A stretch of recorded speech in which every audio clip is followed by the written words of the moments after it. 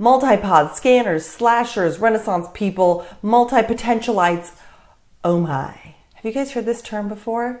I was introduced to it by a TED Talk by Emily Wapnick, I believe is the correct way. And in her TED Talk, she discusses how it was really hard for her growing up because she didn't just have like one thing she was interested in, and it really stressed her out because as a kid, I mean, what's the first thing we ask little kids?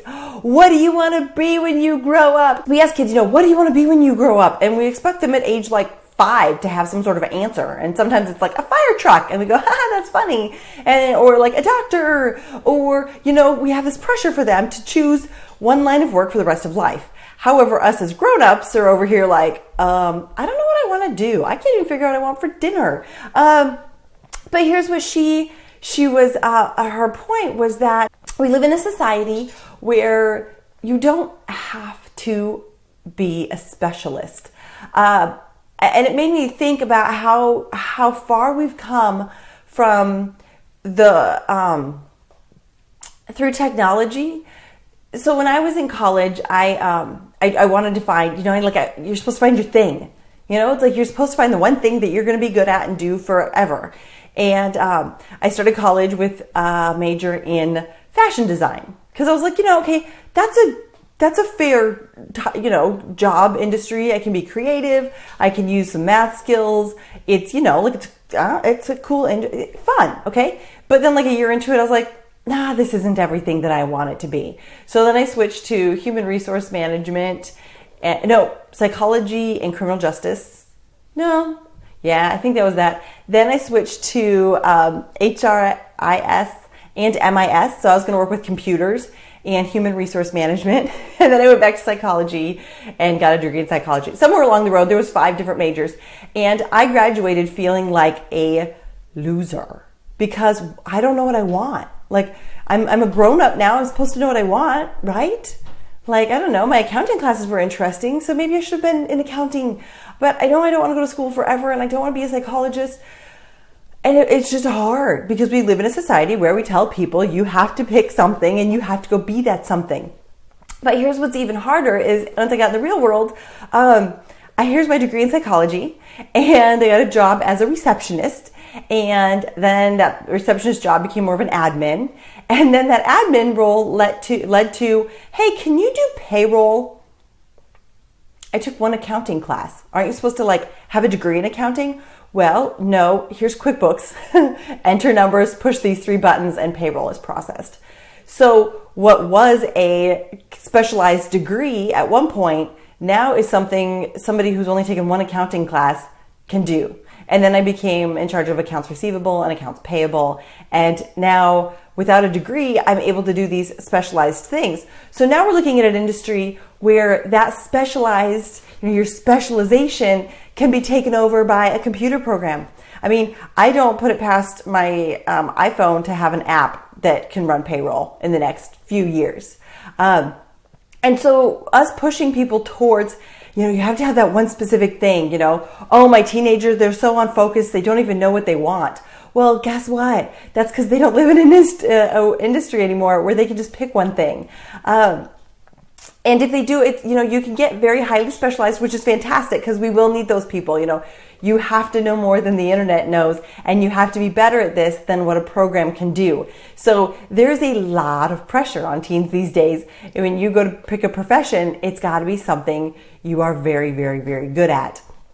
Or manual labor, you decide. But this is where Emily Wapnick comes in with her term multi-potentialite. There's also terms multipod, slasher, Renaissance person, scanner. It's come across a lot, but we don't talk about it much. And that is the idea that there's people who have multiple interests and they can combine them and do amazing things. So what does this look like? I really love marine biology, but I also really love psychology, and I'm torn and I don't know what to do because, I can't those are so totally different. But that is the person who comes up with using, going to, making dolphin therapy, where they start telling insurance companies how much dolphins can help people in need, and they actually set up programs where people go and swim with dolphins and it helps them. I mean, this isn't something a marine biologist is going to do or a therapist in an office is going to do. This is a person who loves both marine biology and therapy together, can put those together. Another example, say you are a welder. Like, I know I need to pay the bills and welding is interesting to me, but I also really want to be in a band. Like, my heart is just like playing music. And now you're in the garage and you are welding together a new instrument that nobody's ever seen before. And you change the face of music forever. Forever. Maybe you're into accounting. You're like, I like numbers, but I also am really into programming. I'm really smart. I'm good with numbers. I like programming, but I don't want to spend all my time programming. And now you develop an accounting web app so people can now process their accounting online in an easy and fast way. So instead of beating yourself up in the fact like, I don't know what I want to do with my life, I love these 3 different things. Well, guess what? You were made to change the world. You can use those multiple interests to make a huge impact. As a matter of fact, I say you were designed that way for a reason, because you're set to make those changes. If we look back over major changes in this world, there are those people that really, they put multiple interests together. Again, for me, I came from a background of like, I want to help people. This is my psychology, my criminal justice. But I also, I want to make money. I like human resource management. And now here I am. I'm a staffing manager, so I help people get jobs. So there's my human resource management.